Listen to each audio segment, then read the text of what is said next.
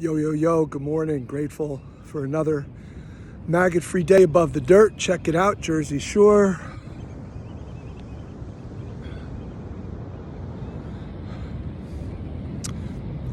So today's video is on the third foundation of mindfulness. So we already have done the first two. The first is of the body, the second is of our feelings, and the third is of mind states. So, and there is a congruency to the body, the contact with the material world leading to how we feel, and then how we feel leading to a mind state. And of course, mind state, feeling, emotion, it's really a circular kind of all at once experience. But what is the mind state that now rises from that contact with the material world and our feelings? And is it one of bliss? Is it one of suffering? Or is it one of equanimity? Is it one of loving kindness, compassion, and sympathetic joy? Or is it one of greed, hate, and delusion?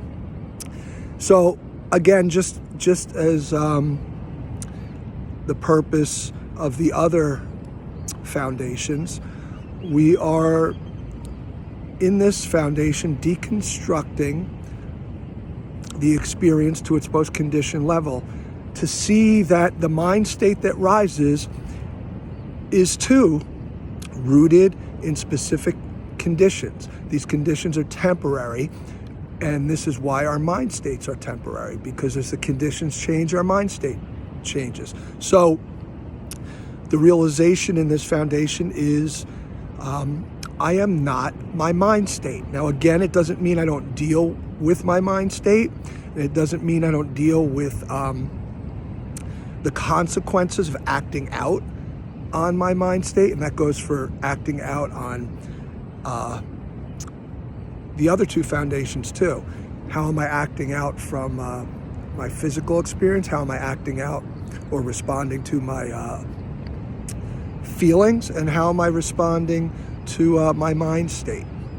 So we investigate the conditions, and we see that, in one moment we can be blissful, in another moment we could be suffering, and in another moment we can have equanimity or balance. We can see that in one minute where our mind state is compassionate, understanding, loving, and in the next moment it's hating.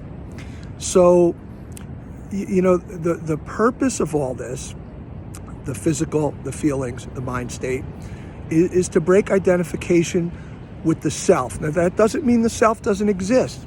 It just exists differently. It simply means that we break our attachment to an identification with a construct of self that we create, what we think about the self.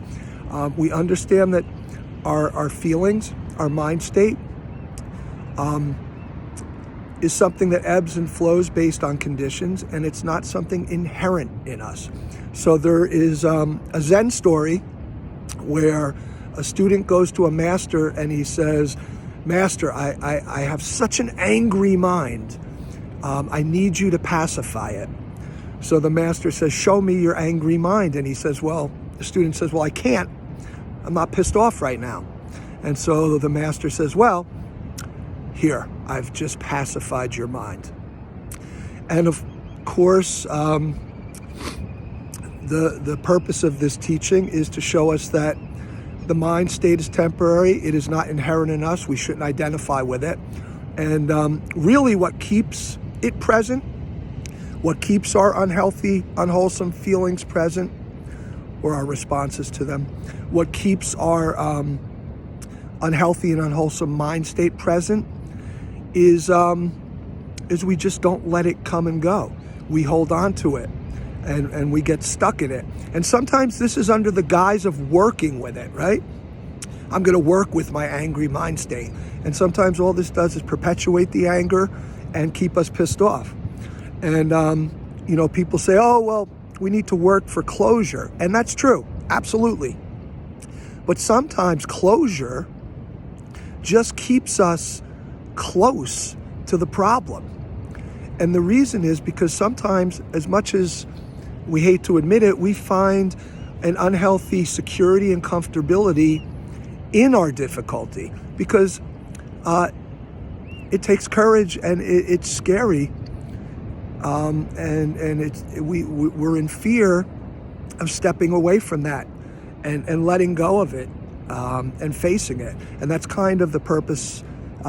If you saw the other video where I talked about the koan of stepping off the top of a 100-foot pole, we sometimes just have to step off and take that risk.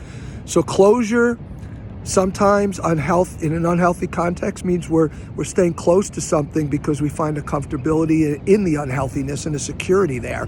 Sometimes it's because we like and relish the self-pity, right? Self-pity and self-righteous anger, man.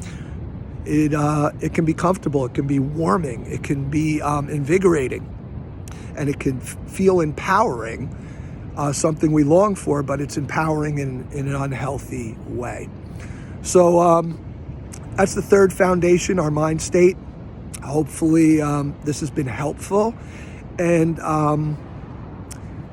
there's a fourth foundation, but we're going to put that off a little because we have to cover a few more topics that are involved in the fourth foundation of mindfulness.